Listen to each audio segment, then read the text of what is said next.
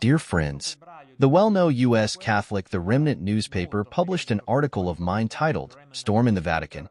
Is the Cipriani Case a Trap Against Opus Dei?" on January 4, 2025. Enjoy your listening.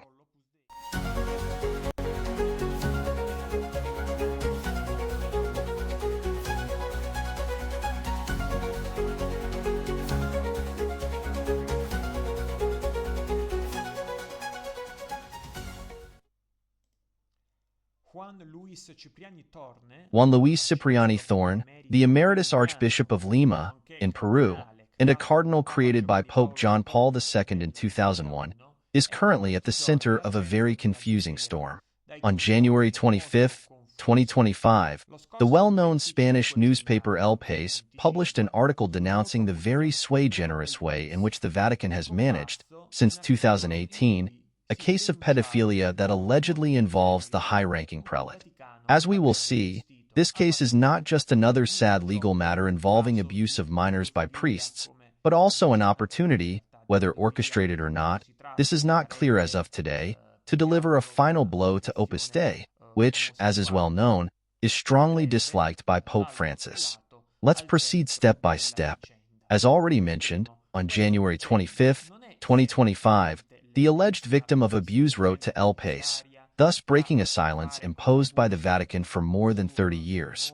The article contains numerous references to information that appears to come from confidential documents that should be locked away in the Vatican. Promptly, Cardinal Cipriani sent a letter to the editorial staff of the Spanish newspaper on the same day, a letter that was duly published.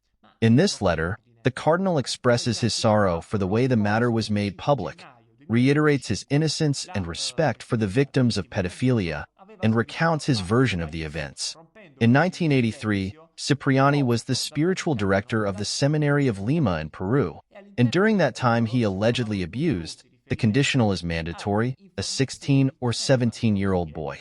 In 2018, 35 years later, Francis received a letter from the victim, delivered by a journalist, Juan Carlos Cruz, who was then a member of the Pontifical Commission for the Protection of Minors. Incidentally, this journalist and ecclesiastical sources in Lima, not better specified, confirmed to El País the version of events reported by the victim. Immediately, the Vatican would have informed the Cardinal of the accusation against him at the time, without providing him with documents or details. Everything was placed under secrecy. About a year later, in December 2019, Monsignor Nicola Girasoli, nuncio in Peru, would have verbally notified Cardinal Cipriani of a series of sanctions imposed by the Congregation for the Doctrine of the Faith, including the obligation to absolute silence on the matter and the prohibition of wearing cardinal symbols. The notification would have coincided with the end of the episcopal mandate, imposed by age limits according to canon law. In fact, the Pope immediately accepted the formal resignation of the former archbishop.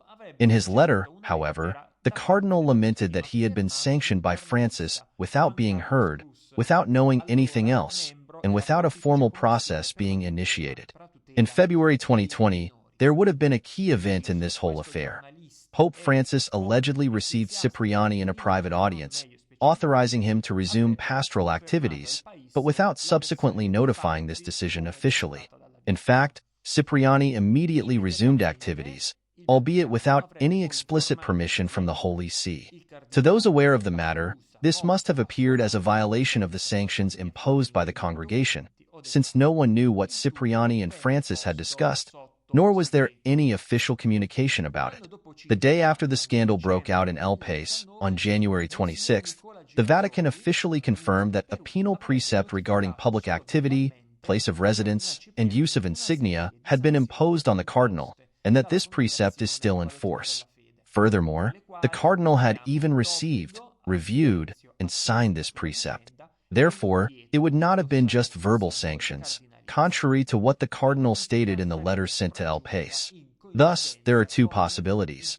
Either Francis lied to Cipriani, deceiving him and inducing him to act according to a resolution that was never actually made, or Cipriani lied and Francis never granted him any verbal authorization in a private audience. On January 29, 2025, to further complicate matters, Cardinal Cipriani released a second statement. This is an official letter addressed to the president of the Peruvian Episcopal Conference, Monsignor Carlos Enrique Garcia Camater. In it, the Peruvian cardinal admits to having received the so-called penal precept, that is, the text with the sanctions, and to having signed it on December 19, 2019, thus confirming, at least in part, the official version of the Vatican. However, the cardinal also reiterated his innocence and stated that he had strictly observed the silence imposed on him for 6 long years. Many analysts have questioned, noticed inconsistencies, and highlighted unanswered questions. Why this change in version by Cipriani? Why did the cardinal initially remain silent about the existence of a penal precept? But above all, who provided El Pace with documents that should be kept and secreted in the Vatican dicastery's palaces? It is serious that partial information is published, which seems to come from confidential documentation of the Holy See, which I do not even possess. Read Cipriani's letter of January 25. As commented by Luis Badia on messainlatino.it, the well-known unofficial Italian Vatican news site, if it finally proves true, as Cardinal Cipriani says, that after being informed of a pedophilia complaint against him, August 2018, for long 16 months, no one ever listened to him at the Dicastery for the Doctrine of the Faith. It means that minimum human rights are not respected in the Vatican. Accusing someone verbally and then reappearing in front of the accused, 16 months later, with a list of punishments was not even seen in Soviet times. In short, this whole affair highlights the existence of strange dynamics within the Vatican and by Francis, who seems unscrupulous in using serious accusations, regardless of their truthfulness, to eliminate his opponents. And indeed, we can consider Cardinal Juan Luis Cipriani Thorn as such. Let's not forget Frédéric Martel, the French homosexual sociologist, who with the publication of his bestseller In the Closet of the Vatican, 2019, claimed the existence of a gay lobby in the Vatican. This pressure group would aim to make homosexuality acceptable within the Catholic Church and would be composed of Francis himself and other prelates very close to him. The statements made by Martel about Pope Francis are very serious from a doctrinal point of view and have so far never been officially denied. In that book, Martel also denounced the names of several rigid cardinals who would oppose Francis' sexual liberalism with their conservative, misogynistic, and homophobic texts. We also find the name of Cipriani among others: Burke, Cafera, Mailer, Brandmuller, Piacenza, Bertone, Pell, Bagnasco, etc. Martel would see favorably the Church's openness to homosexuality. In his view, the only possible remedy to overcome the hypocrisy of the largest homosexual community in the world, which is at the same time the most powerful homophobic institution. More importantly, it should not be forgotten that Cardinal Cipriani is a distinguished member of Opus Dei. According to the Peruvian press, in recent years Opus Dei has always supported the Cardinal's innocence. It is no secret that a more or less latent war has been ongoing between the prelature of Opus Dei and Bergoglio since the beginning of his pontificate. One of the main causes of this tension is linked to differences in vision and approach to the management of the Church. Opus Dei is known for its positions considered ultra-conservative, and in recent years it has been the subject of numerous actions taken by Pope Francis to limit its influence and action.